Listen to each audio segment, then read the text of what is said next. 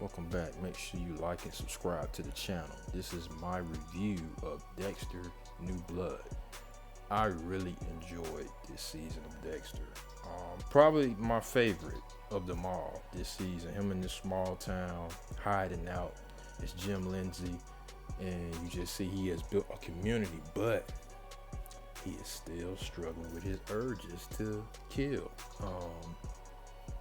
And just seeing that he's still like fighting it, like the struggles of his mental his mental health is just astounding, because if he sees like one drip of blood, he's spazzing out. Like, he cannot help himself. His code, he'll just step outside of his code, which we've seen in the past that he would do.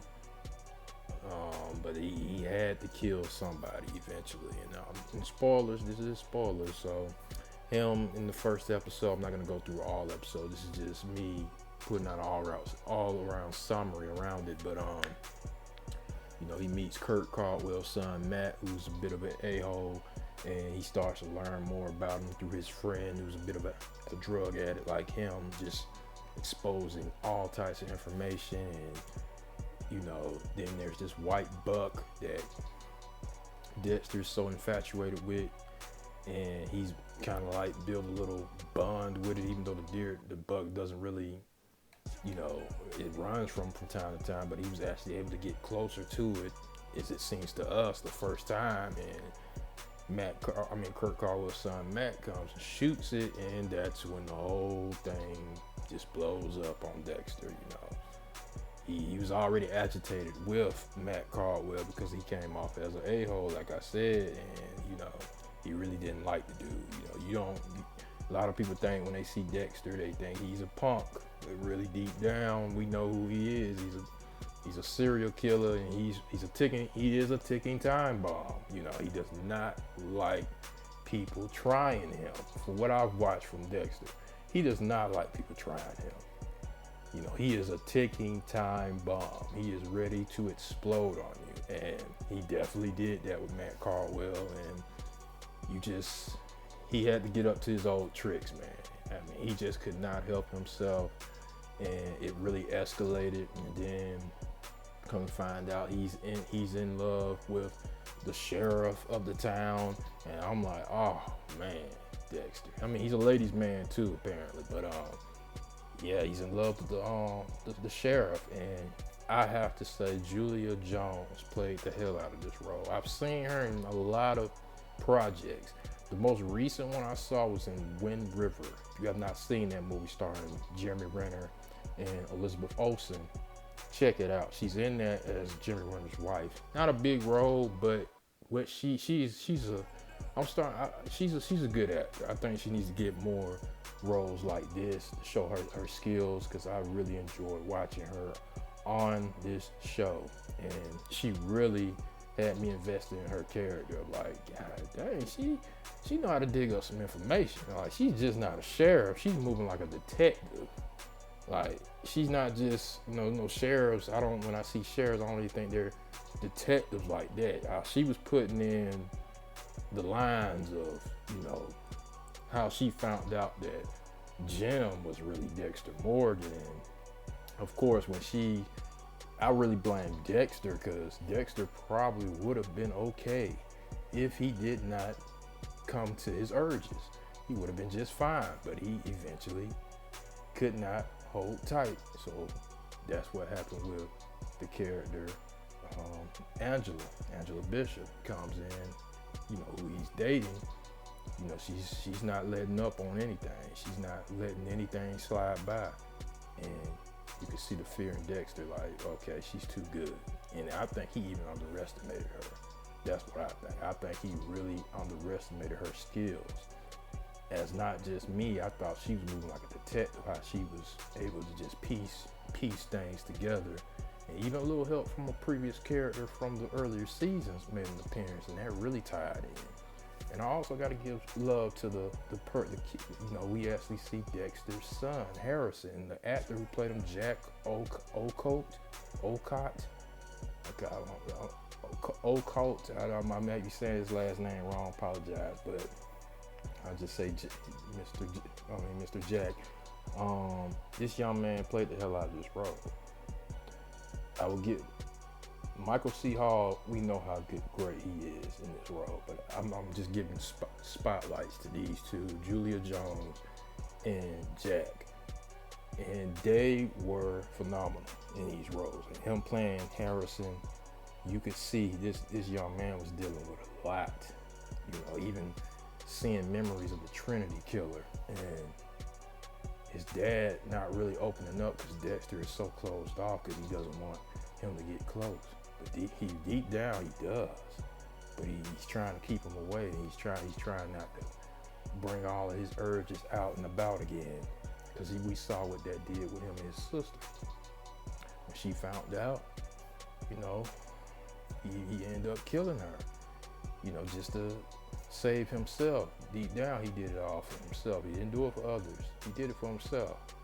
And you just see the hurt in Harrison's eyes, and you know he feels alone. But he was able to come together with this town, with Angela's daughter, with Coach Logan, Sergeant Logan, played by Eleno Miller. He played a good role as well. I gotta give him credit. You know, the humanity the humility he was able to show. Even Dexter, when Dexter was acting like an a-hole to him, Logan was a good man, you know, and Morgan was still, Dexter was still being an a-hole. But Harrison was able to come together, even with Kurt Caldwell, which we all know when he eventually found out that Dexter killed his son through the screws in his leg when Dexter burnt the body.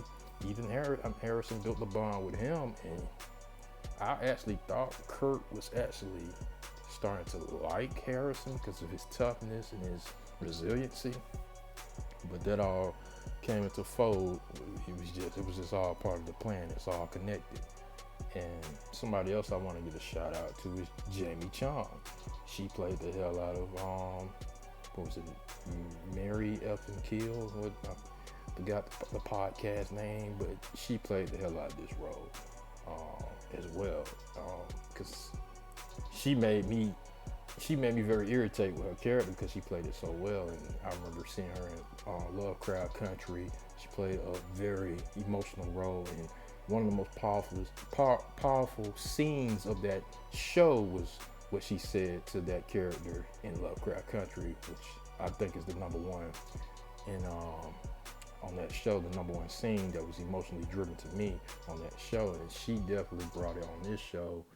Not as much on there, but I did like her character on here, and it wasn't the first time I saw her. I saw her on other projects as well, but I enjoyed seeing Jamie Chung on this show. And overall, this was a good show, and seeing the dynamic between Harrison and Dexter and Angela in the middle was great, because Harrison challenged Dexter a lot, and I don't think he was used to having somebody challenge him like this on a regular basis.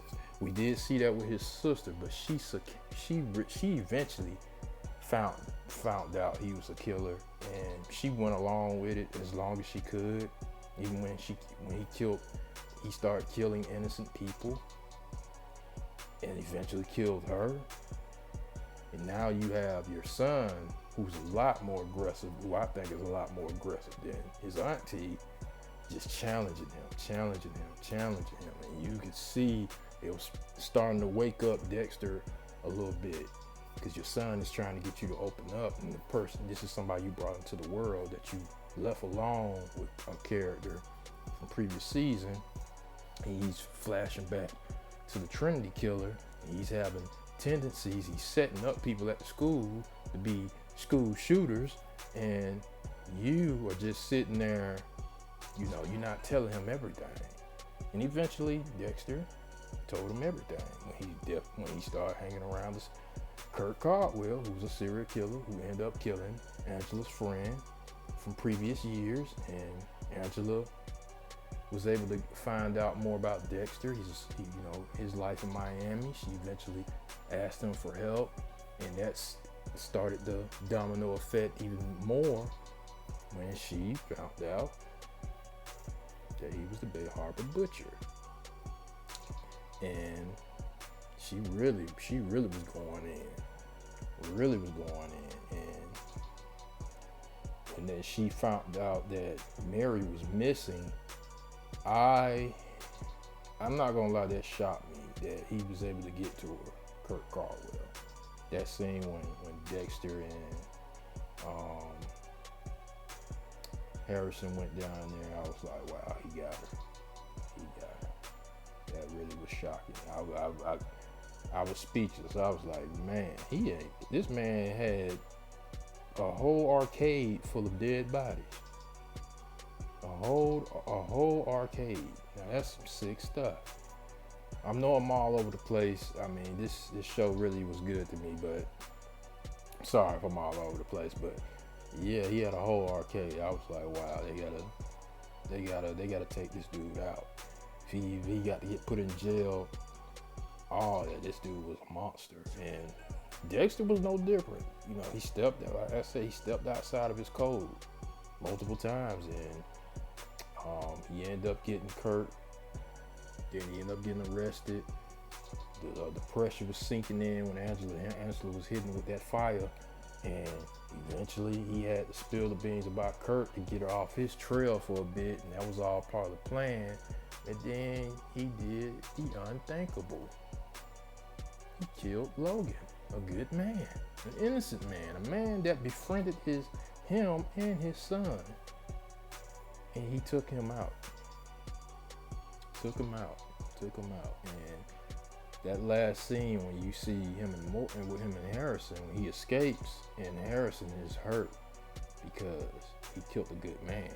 And when he was down there taking out Kurt Caldwell,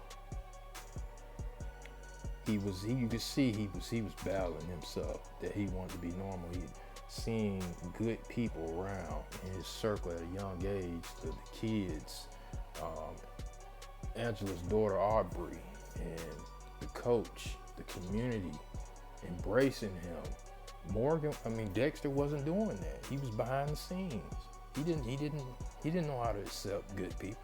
And you saw that with Harrison. These people showing so much love towards him. Especially Logan, especially Aubrey. The connection of a village. A village did that to Harrison, and he embraced that love he was getting from them. That's why he was so hurt that Dexter killed an innocent man. And I love that he challenged him on that. You said you was only killing bad people, but you're killing innocent people. When he killed that good man, Harrison made his stand, and I love that scene. It reminded me of Daredevil season 2, when Daredevil and the Punisher was up there on that roof. If you haven't seen that, spoiler alert, they was having an argument of different philosophies of how they should handle stuff. Daredevil was talking about, giving people a chance. Punisher was like, take them out. And that was similar to this, a father and son. And Harrison made his stand, and he actually got through to his father. His father started to realize, yeah, I hurt a lot of people, good people too. You start to see the flashbacks come in of these good, innocent people that he killed. And so Morgan made that decision. He wanted to die. He wanted his son to do it by his son's hands. And that's what happened. His son pulled the trigger. Angela comes in, and she embraces Harrison. She tells him to leave, and that's how the show ends. And Harrison drives off into the sunset, to start over again, but with a normal life, not as his father. And so overall, this was a good season. My favorite season. It was very touching, heartfelt. The suspense was there, the mystery. I recommend you check out this series, and let me know what you guys think. Post comments, and I'll get at you guys later.